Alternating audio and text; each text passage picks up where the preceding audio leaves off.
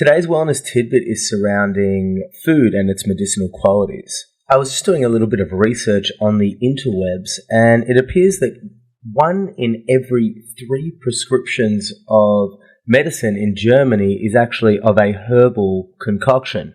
It just goes to show that some of the most efficient and technically advanced countries in the world have their priorities in plant-based medicine, I suppose because they see the value in it. Today, I have an incredibly special guest on the show. His name is Don Tolman. Now, this fellow's name was introduced to me probably about 15 years ago when I was getting a massage from a lady who really opened up my world to well-being, and particularly looking at medicine through food. Before this point, I was just a teenager who knew that when I was sick or had a sore throat, I took antibiotics because that's what I was told. And I ate food because it tasted good. But when I put my CD of Don Tolman in my 1995 light blue Ford Falcon, named Betsy, my eyes were open to what health could be.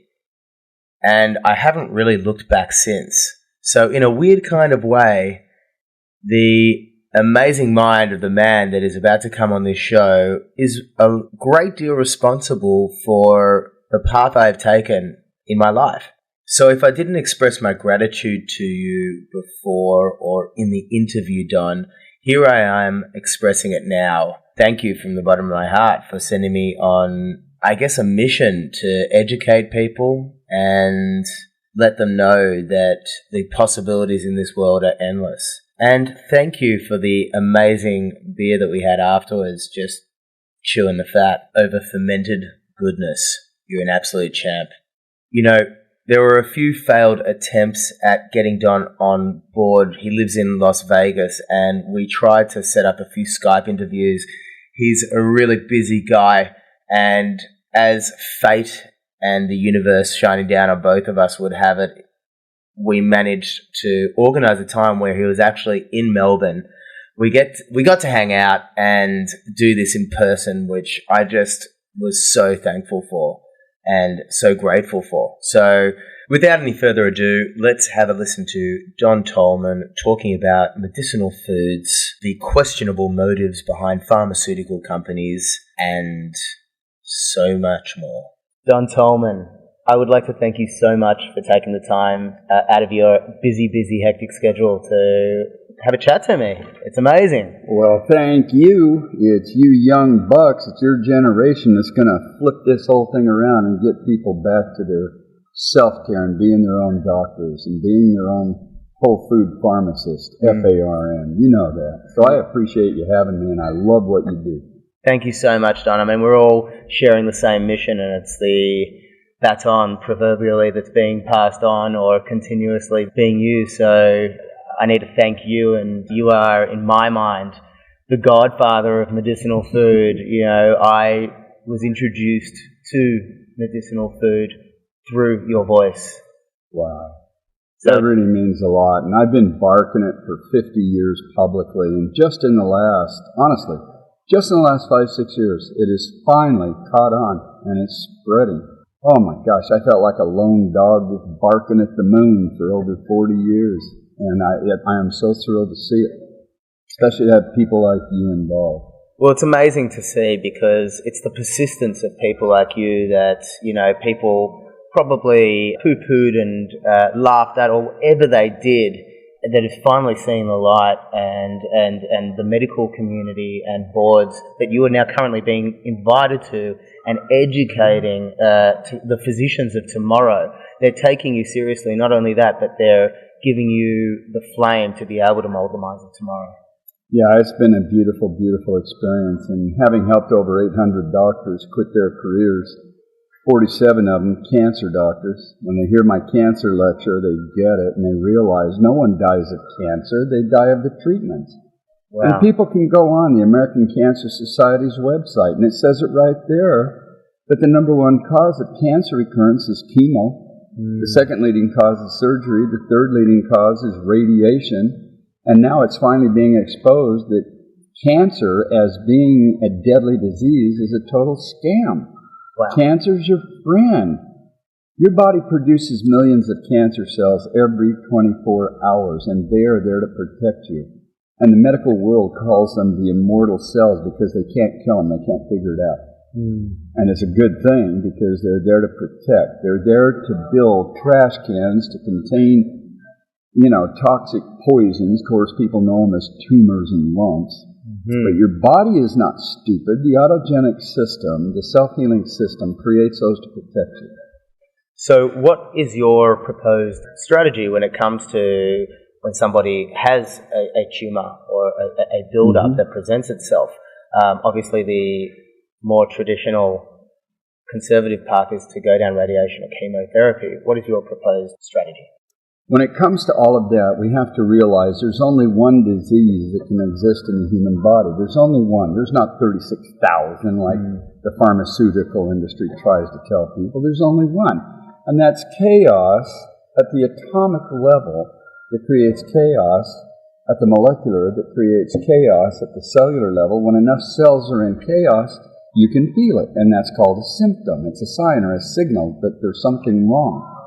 And when you feel that, there's only two causes. Disease or discomfort is not a mystery. There's only two causes of it. You're either toxic or you're deficient.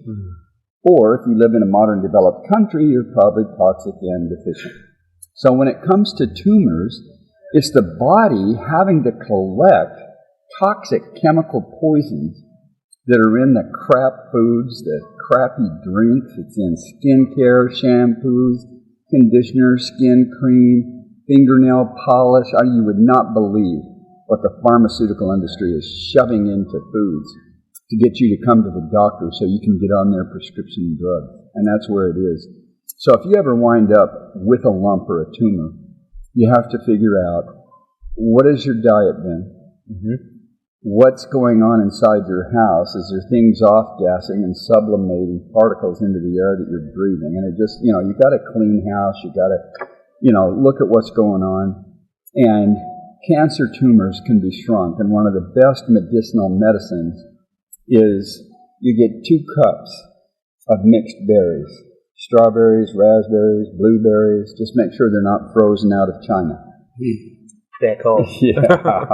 And so find a good source, and whenever they're in season, you are literally meant to pig out on it. All of our ancestors knew it. Whenever the berries come on, you eat all you can. It's party time. Oh, man. Because they are the protector inhibitors. And it's so fascinating as you get deeper into this thing. But if you take 2 cups of mixed berries, put it in a blender, add about 10 sticks of asparagus, the histones in there is what goes in and cleans out the toxins that the tumor was built for. So once it's out and in the lymphatic stream, it carries it to the intestine so you can poop it out of the house. And the berries speed up that entire process. They're the protector inhibitors and deliverers. And so when you do that, the tumors shrink. I've seen thousands of people shrink their own tumors just drinking a smoothie every day of asparagus and berries.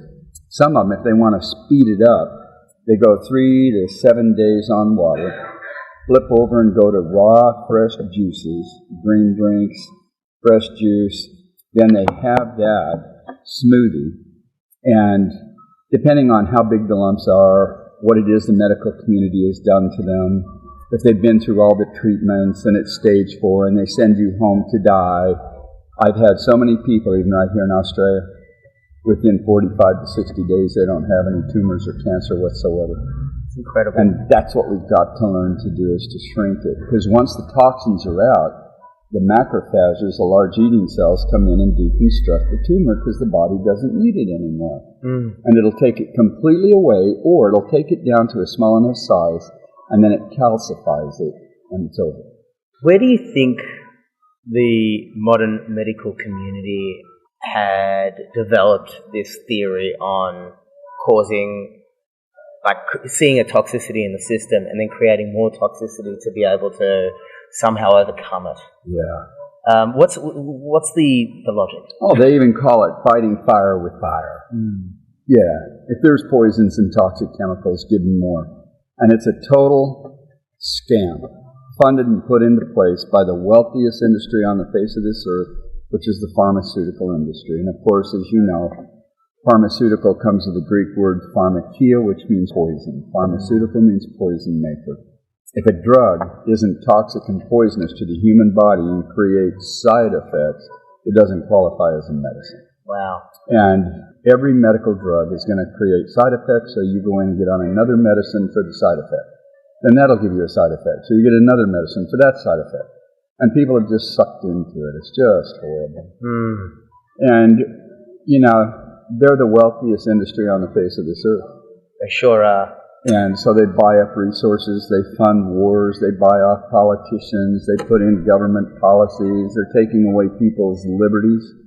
If you don't want to risk having your child be autistic or have renal failure or arterial collapse because of vaccines and other treatments, there are states now in different countries that can take your baby away and adopt it out to another family without your knowledge or consent. They even do that in the United States. If your baby is even diagnosed with cancer, which in their own published medical journals shows it can have a 98% false positive, meaning the diagnostic is wrong. And if you don't want to risk your child's life with surgeries and radiation and chemotherapy, then they can take your baby away. Wow. And I've helped families get their babies out of hospital, sell their home and get out, and move to another area. This is going to be perhaps a difficult question to answer at first, but what do you believe the positives the modern medical world has provided to us as a humanity? Yeah. I think that what they have done, and I agree with it, but it's only about 2% of what they do in the modern world, and that is traumatic accidents, bullet wounds, car wrecks. If there's compound fractures and you're in so much pain you wish you were dead, then I'm all for the painkillers. I'm all for the setting of the bones. But even there, they're going too far to get you to come back. They're putting in titanium screws, plates, rods, and they know you're going to be coming back, and that's how they get you. Yeah. And it's the body that heals the bones. Doctors can't heal bones. They can just set it. But I agree with the setting of the bones. But after 4 to 6 weeks, you better get rid of the crutches and get up and start moving around and go through the pain and discomfort of healing. Because if you don't, it's going to atrophy and weaken and it's going to go away. Dr. William Osler in the United States was the one that created the medical community. That's where it all started. And then it went global from there. And he made the statement to all of the students at Johns Hopkins where he put it together. The number one responsibility you have as a physician when you graduate is to teach your patients to never take pharmaceutical medicines. That was his statement. And over the years, the pharmaceutical industry has moved in, bought up the entire medical industry. Even the curriculums that these medical students study to get their license to practice on you is a total scam. It's written, put into place by the pharmaceutical industry, and because you studied it, put it on the exam, and you were told you got it correct, you believe it's correct. And I'm not saying that some doctors aren't sincere, some of them are, but the problem is they're sincerely wrong in their treatments because of their training. And so they get a legal license to practice, they can legally diagnose you. Gnosis means knowledge, dia means split, divided, and unknown. They've legally told you, I'm guessing. And if you go to the doctor for the first time, you have to sign papers that you will be patient while they practice. And that's what it means to be patient. And most people don't even look this kind of stuff up. And in courts of law, there's no such thing as medical science or pharmaceutical science legally. It's called sciolism or sciology. But to find those words, you have to look in a dictionary pre-1940s before the book burnings that were put into place by the pharmaceutical industry, and that's why they created World War II. Hitler was just a sideshow. So everybody's looking over there, and they're over here sneaking around and doing all this other stuff. And it's just sad. It's ridiculous. We've got to wake up and realize you know more about your body than any other human being because you lived it. Mm-hmm. And if you embrace the physics of nature the way our ancestors did for thousands of years, they were long-lived, they didn't have disease, they didn't even have dentists. And a lot of the dental scams are finally coming out. They sure are. And I've helped over 30 dentists just in the last 2 years quit their careers, walk away.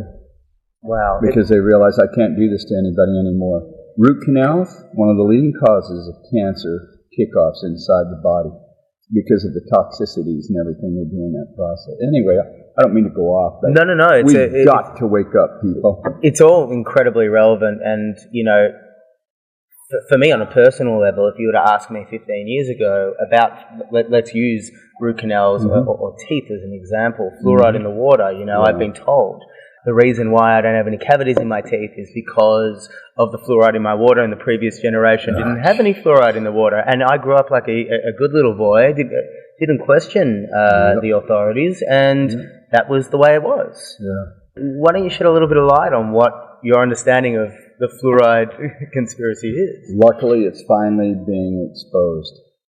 Fluoride in the water creates weak bones, and it's one of the leading causes of tooth decay and getting you to go to the dentist. When I was 15 years old, my two brothers and sisters had been taken into the dentist again and again and again and again. I didn't have any tooth pains. Well, the dentist noticed my mom had another child. And he said, how come you haven't brought him in? And she said, because he doesn't have any toothaches. And he told her, look, you're on the dole system. It's all welfare. It's all paid for. You need to bring him in because he's going to have it sooner or later. She took me in there. They x-rayed me with their radiation machines. And he looked at her and said, you're right. He doesn't have any cavities or anything, but he's going to. You don't know how long you're going to be on the system. It'll all be paid for. We need to put him to sleep and drill all his teeth, put in mercury fillings.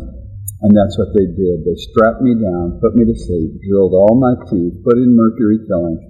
And because back in that day, the dentists were being taught no one's teeth should be pointy. It should all be flat and smooth because that's such a pretty smile.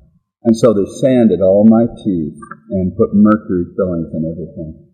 I woke up and I was in such horrible, hideous pain. I was screaming. When I finally got out of there, I ran away from home. I'd had enough. When I was 9 years old, my little brother had tonsillitis. They put me to sleep. I didn't have tonsillitis. They took out my tonsils because the doctor convinced my mother, well, this boy's going to get it too because the younger one does. And so that was it. That set me on my path. That was the beginning of Don Tolman. That's what got me going. So during your formative years, your teenage years, how did you continue this? Because the information wasn't as readily available as it is today. So how did you continue on? I had heard a story from three of my little buddies, Ray Thorpe, Chuck Christensen, and Sam Gardner. They were members of a church in a little town we grew up in, and our family wasn't members of that church. And every Sunday they'd come over to the house and, you want to go to Sunday school? I'd say, nope, thank you, and I'd shut the door. That went on for 3.5 years as a kid. When I was about 8.5, I finally caved in and said, okay, let's go. I went down and heard a story that they read out of the King James Version of the Bible in chapter 1 called the Book of Daniel, I later learned. And it was about these 4 kids, which were part of a group that King Nebuchadnezzar, gathered together for a 3-year encampment. Because he wanted to have them learn from his learned men. He wanted them to eat the very foods the chef fixed for him, treat them like princes. At the end of 3 years, he was going to interview all of them and then extrapolate those that would sit in Senate Council and help him rule his empire.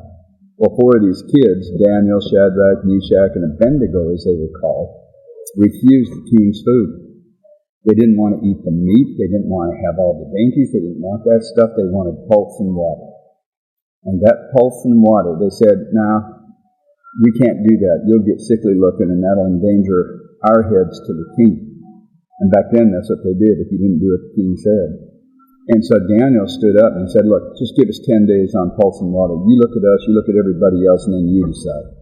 And they said, well, we can give you 10 days, but that's as far as it's going to go. At the end of 10 days, the little story inside the King James Version of the Bible says they were brighter in their countenance, stronger in their flesh than any of the other kids. So they took away the allotment of the king's food for those 4 kids, gave them pulse and water, and at the end of 3 years, the king interviewed everybody and couldn't find anybody who came close to those 4 kids. It says they were 10 times better and smarter than even his own learned men. Wow. So they continued with the king. Well, I heard that story about how they were smarter, and I thought, good grief, I want some of that. And so anyway, my brother was a straight-A student in school, and I was a straight not very interested. My mom was always riding me, come on, you got to do your homework. Don't you want to get good grades like your brother Tom? Come on, you got to do your homework. You got to get good grades. Come on, John, you got to be like your brother Tom. I hated his guts.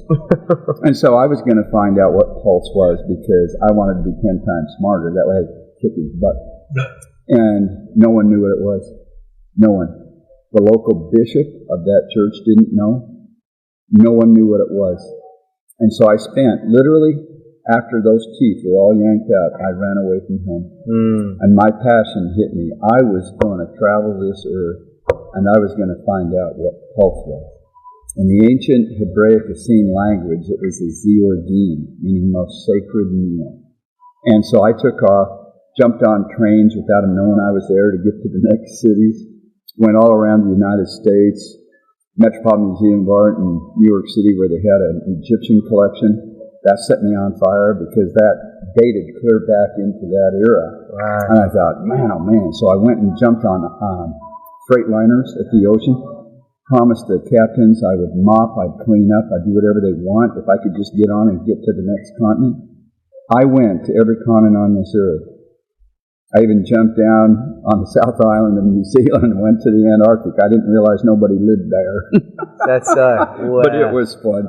But I went all around the world into rare book collections in all of the major universities, in the bibliothèque collections, granted special permission by groups now that are under lock and key. You can't even get in and see any of it at this time because it conflicts with what's going on and being taught. But anyway, I was lucky enough to see it. That was clear back in the 60s. Finally found that meal 2 years after I quit looking. But I spent 17 years. And what I came across in those ancient collections about our ancestors and what they knew about the physics of nature and the principles of health that you can embrace in the temperate zone in which you live. To eat the fruits. Don't be afraid of them. That's ridiculous. To eat the vegetables. To have the nuts and seeds and grains, which are the fruits of the trees and the grasses. They are the healthiest things. They are the only things that should be our medicines. And it was just so brilliant what they taught. And as I started to embrace it, it just lifted me. I started teaching it to other people. They healed diseases. Type 1 diabetics, 30 to 60 days are no longer diabetic. Wow. We've had people with cancer tumors, brain tumors, all kinds of, all over and done. They can heal it themselves. Let's go down the path of, I have a particular interest in diabetes. My father's a type 2 diabetic, and I would love to gain some kind of insight into somebody who is now insulin dependent. Type 2 diabetic, high stress job, trains regularly at the gym, but definitely could address his eating habits. Sure. Type 1 diabetics, it can take 30 to 60 to 90 days and they're no longer diabetic. And that insulin that they're sticking into people and putting in capsules as well as injections, they're getting it out of dead kangaroos, dead horses, dead cows, dead humans, dead animals. No dead animal's insulin and fluids is meant to go inside the human body. It's a total scam. Diabetes is a scam diagnostic. There's 2 things that are going on. If your glycemic index really is spiking up and down and up and down. Everybody is diabetic depending on what time of day you check them. And it's the same with high blood pressure, low blood pressure. What have you been doing? Or you just walked up the stairs? Oh, your blood pressure's too high. And so it's just really stupid. But type 2 diabetes is absolutely nothing to even worry about. But if you can get the people to either quit the insulin or cut down the dosage so that they're over it in 30 days. If that's too fast, then do it in 60. If that's too fast, do it in 90. But at the end of 90 days, stop. And we've had so many people do it. And the thing that they're missing is eating fruit. When I get type 1 and type 2 diabetics onto a fruitarian diet and eating sweet potatoes that look just like the pancreas, its functional capacities lift to its highest point. And it produces the second mega hormone besides insulin, which is glucagon, and the adrenals use it to create adrenaline, and their energy just goes right through the roof.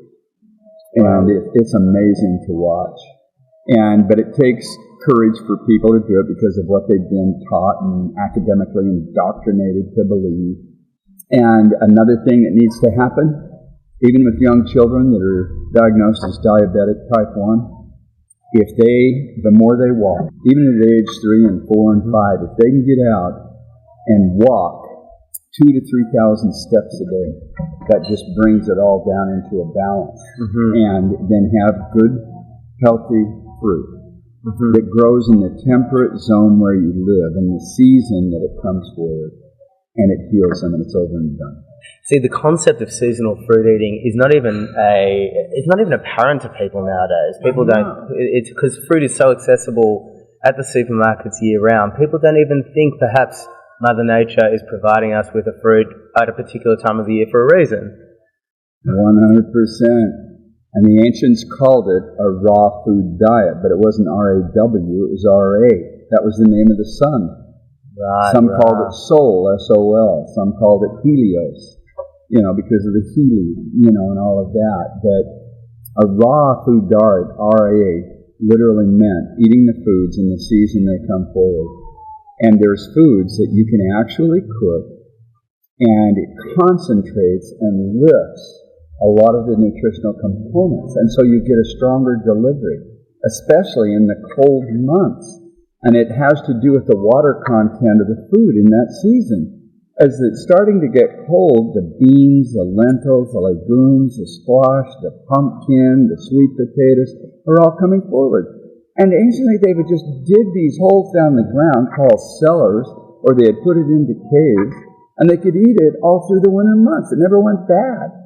And you can heat that, and it lifts the delivery of nutritional components for that cold season.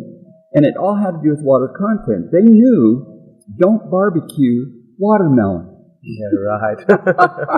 It has 93% water, just like the brain. Just eat it.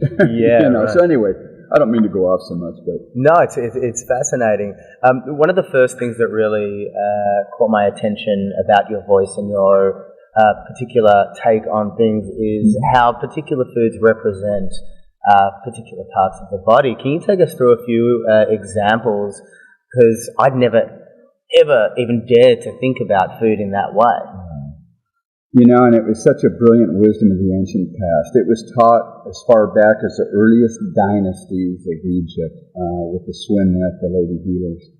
Pythagoras knew about it and taught it at the Pythagorean Academy before the Pharmakia came in and murdered all of them and got rid of it. Same with the Library of Alexandria, where all of the healers and scholars and musicians were putting it all together. And they wanted to keep it for future generations. They were all murdered and their collections were taken by the Pharmakia. And that's right there in recorded history. And it's happened again and again and again. But what they found was what they called was the law of similarities, that a thing like unto itself is drawn. And so they looked at foods and looked at anatomy, structures of the human body, its organs and everything. And if it looked like that, they tested it and found out, oh my gosh, the geometries of that, even though it's good for the entire body, targets that organ. Wow. And so, like red capsicum has 4 chambers, red, looks like the heart, it's good for the heart. And they know that even today. It's published in their own literatures. Tomato. Same thing. Red, 4 chambers, and it's good for the heart. And strawberries, they look like the heart. Guess what? They're good for the heart. They can correct palpitations and arrhythmias, just like raspberries do. You look at a raspberry, and it looks like a cherry, or a strawberry, but it's got these different patterns, and they all target the circulatory system in the heart. Carrots, you can slice a carrot sliced looks like it has a pupil with an iris and radiating lines, and most people know carrots are good for the eyes, but they don't eat them. And so it does correct vision. It can clear cataracts and glaucoma if you eat 2 medium-sized carrots every day, and do it during the wisdom of the ancients, which was to eat it as the sun is going down, because the sky turns orange typically, and carrots are the color orange. They knew the frequencies throughout the angles of the sun in the daytime of which colors to eat specifically to heal. You can eat them at any time. Sure. But to get the highest nutritional biophotonic delivery, the angles of the sun in the plant cells deliver to your cells at a higher level. It was just such a brilliant wisdom. It's just like nightshade. Oh, don't eat tomatoes. They're part of the nightshade family. And it's been taken away. Nightshade meant don't harvest it when the sun's in the sky. You pick a tomato during the day when the sun's up, you're going to lose about 80% of the nutritional components because it all goes down into the roots. When the sun goes down, it all lifts back up into the fruit. And the ancients knew when to harvest. They knew when to plant. They knew what to do. But it's all been taken. People don't even think about it anymore. But just like walnuts, the walnut shell looks like the cranial cap. You break the walnut open, it's got the upper cerebrum, lower cerebellum. You look at a walnut, it's got a left and right hemisphere. It's got the convoluted genetic fold structure, just like the neocortex. And today, they know it. Walnuts have the highest omega-3s, 6s, and 9s of any food they have ever tested. And that targets the function of the brain. Walnut oil breaks up lipofus and plaque, which causes senile dementia, fogginess, and memory loss. Breaks it up and you restore your mental function. And even almonds, part of the brain called the amygdala. That's Latin for almond. Almonds, pecans, walnuts, hazelnuts, pine nuts, macadamias. If you ever have any kind of a mental problem whatsoever, even headaches, you just need to go nuts. And that's why they said that phrase. Wow. And it's just so fascinating. Celery looks like a bone, snaps like a bone. Now they know it targets and makes healthy bones. Sure. And because the bloodstream is generated within the bone marrow, you eat celery. If you have high blood pressure, it's going to drop it right down the bone. The ancient Egyptians left a few clues and hieroglyphics about the pineal gland and the acorn-shaped gland that is on the head. Is that along the lines of continuing to eat these types of nuts to feed it and to decalcify it? 100%. And even pineapple. You look at the hexagraphic patterns on a pineapple, it's the exact same kind of thing. And from what I also understand, fluoride goes a long way to calcifying it. You bet it does. And the fluoride drops mental function, weakens bones, calcifies. Wow, the gland sees it's horrible. Don, I want to switch gears a bit. I want to talk to you about fasting. Yeah. I just want to know a little bit about what your beliefs are with the fasting mechanism and how you have dealt with it in your own personal life. The ancients observed nature, and that's how they became the scholars of the ancient world. Scholar means one who observes out of interest. And so whatever you were interested in, anciently you were taught, pursue it. Have your life be about that you are naturally interested in. Academic means trivia. They looked and watched animals all around them because the animals were healthy, they were strong, they were happy, they would play. And they saw and noticed if an animal, any animal, is sick or injured, it stops eating. And it'll stay that way, it'll drink water, but that's it. It'll lay in the sun, it'll drink water. Then it instinctively knows when the functional capacities of the healing process of their body is up to enough that they can go ahead and start to eat, and it won't slow down the healing process. And so they knew that fasting was the fastest path of healing. They knew that there was a path that was fast, one that was faster, and one that was fastest. The fastest healing of any discomfort in the human body is drinking nothing but water. And if you can do it for 3 to 5, 7 days, it's a perfect jump start. Then you can go to other fluids like juices and smoothies and soups that you blend so you can drink them. And that is a faster process. And then the fast process is eating the foods that target the organs and body systems. And so fast, faster, and fastest. I decided to put it to the test because I was an experimenter on all of this ancient wisdom. I wanted to know, does this really work? I went out and did a 40-day water fast, and I had 2 people that were told they were going to be dead.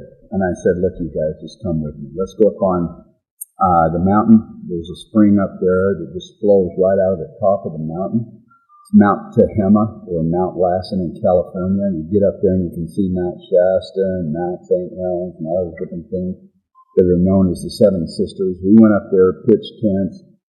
We all did 40 days on water. They were perfectly healed. All of us have never felt so enlivened and blown away in our entire lives. It just messed with us. So then, I've done 6 40-day water fasts. I've taken people on fast healing processes, and we'll do 20 days on water and 20 days on juice. And we've had every single one of them. Even if they were stage 4 cancer people sent home to die after all the treatments they did, heals them every single time. Cleans house. And that's what it is. We've got to get back to house cleaning. If you feel like you need to puke, drink a glass of water and make yourself puke. Stick your finger on the back of the tongue and get it out. That's all the body's doing. But now we run and get anti-nausea medication and shut down to a neurotoxin, the nerve flux from the brain to the stomach to convolute and clean out. And so we're just so academically indoctrinated. Diarrhea. It's one of the healthiest things there is. Sure. Cleaning house. Drink some salt water and flush it out, because that's what salt water does. A couple of teaspoons of good sea salt in a liter of water and you drink it. Stay near a toilet, it's going to clean house. I've actually been studying this practice over the last 5 or 6 days. It's a Tibetan tradition where it's meant to kind of reimaginate the water flowing through, being exposed to the sun, and then flowing through the Himalayan salt. So what you do is you take a couple of liters of water, leave them for 24 hours in direct exposure to the sun, and then you soak Himalayan salt. And you then use that for the 24-hour period as your water source. And it's meant to be quite an incredibly nourishing, supercharging water, so to speak. It's unreal. And we as human beings, just like everything else that exists on this planet in three-dimensional reality, everything is made of light. Everything. Even metals, you heat it up enough, it's going to burst into flame and the gases escape, and you see the light that's stored in solid things released. It happens to wood, it happens to everything. And the ancients taught it. They wrote it down in hieroglyphs, petroglyphs, ideograms, in Oriental countries. They all knew it. Sound condenses into light. Light condenses into gases. Gases condense into liquids. Liquids condense into solids. And when we understand how to embrace the gases and fresh moving outdoor air, when we embrace getting into the sun and not being afraid of it because of all the stupid academic indoctrination in the pharmaceutical industry, and when we embrace drinking good, clean water and having healthy salt in our diet, which is the electrolyte to all 10,000 trillion cells of the human body. That's why they attacked it in 1950 to get people on low-salt diets so they could introduce antibiotics, which are now being exposed. All they do is create superbugs, and your body's immune system gets weaker and weaker and weaker. So when we embrace the physics of nature and the fact that we are beings of light, and the gases, the liquids, the solids that are not poisoned by the chemical pharmaceutical industry, you can heal yourself of just about anything. Any lost functional capacities at any level, you can correct it and bring it right back up. Incredible. The body is an incredibly wondrous thing, and it's so intimately connected to nature and the rest of the world and universe. 100%. Don, I want to thank you so much for taking time out and having a chat to me. It's been enlightening. Well, thank you so much. And there's one last thing I want to throw at you. Please. Is that okay? Oh my God, I can stay here for another hour if you want. You're so fun. No, it's just that we've got to bring back to everybody the ancient wisdom of what they drew in hieroglyphics and petroglyphs and other drawings. And that was that the entire cosmos expands and contracts. Galaxies expand and contract. That solar systems and the planets orbit around the sun expand and contract every 40 to 60 years. So just like our Earth, and they know it, they've known it for hundreds of years and even thousands, and now astrophysicists today are actually starting to admit it.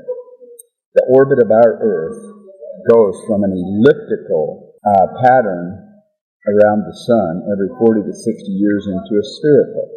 When it's spherical, it's closer. That's global warming. When it's elliptical and going out, that's global freezing. It's not because too many cows are farting that the Earth is warming up. What a scam. And it happens every 40 to 60 years. The tides of the ocean expand and contract. Our atmosphere expands and contracts. And our bodies is a microcosm of the entire macrocosm. And so your lungs expand and contract. Your heart expands and contracts. The peristaltic action of the intestines is expansion and contraction. Every organ, every system in the human body, every cell is based on expansion and contraction. And when we embrace the physics of nature and plants whose cells have the same 98% of the DNA that our cells have, that's what delivers the biophotons of light and the expansion and contraction that those cells and organs need. And that's it. Nature. Perfect. That's it. I'm going to ask you one last question. I'll leave you with this. Could you think of 3 things that the listeners back home could think about or even do today, tomorrow, the next day, even this week that may add to balance in their life? I think number 1 is there. And we've got to get back to, you never lay down your body on the horizontal level to the earth to sleep and breathe air conditioning or furnace air. You don't do it. Turn the furnace off when you lay down at night. Turn the air conditioning off. Open the windows. Let the fresh, ionized, electrified air come in, and you'll sleep better. You'll wake up happier, stronger. And then following that up, with walking at least 45 minutes to an hour, at least 5 times a week. And even their own studies show that you'll add 18 years to your life if you'll do that kind of thing. Because you're walking, and life is movement, and it stimulates everything. It can even overcome depression and stress and emotional problems when you go out and walk. So, sleeping in good, clean air, and turning on a ceiling fan if you have to, because it's not toxic, it moves the air, it electrifies it, it ionizes it, which is what the bronchioles need, going out for a walk, and then getting into the sunshine and not being afraid of it, and drinking good, clean water every day, at least 2 liters if you can handle it, no less than 1 liter. The brain weighs 2 liters, and all the brain's fluids, the hydronium fluids, is supposed to drain out the body, come out the urinary tract, and be replaced with fresh water every 24 hours. And if you'll start doing that within 3 to 4 days, you will be shocked at how good you start to feel, especially mentally. Couldn't agree more. Thank you, Don. Thanks again. Thank you, Paul. Have an amazing chat tonight. Appreciate it. Thank you. What a charismatic dude, eh? Don Tolman has been living his truth for the last 50 years, and he has not allowed anyone, any establishment, any authority to dissuade him from his true calling. Now that to me is a hero. You may have heard me mention that I have been trying a new method of consuming water, something that we do on a daily basis, or at least should be doing. Now, the take that I'm taking on this, it's called Hansa, that's correct, Hansa water. And the method behind it is meant to be resembling the traditions of the Tibetans in the Himalayan mountains. This is all very scientifically grounded stuff. It's not particularly woo-woo at all when you think about it. So what you do is you fill up a glass jar of good quality water. I have a whiz-bang filtration system in my house that just is it and a bit. You place that glass jar in direct sunlight for 24 hours. You get another jar and you put Himalayan rock salt at the bottom of it, and then you fill that up. After 24 hours, you put a couple of teaspoons in a large drinking container and then put the pure water in that. And there you have it. It's an amazing representation of what may be close to sun-exposed, energetically nourished, and vibrationally charged awesomeness. And you guessed it, folks, that is my challenge for the month of July. I implore you guys to jump on board with it.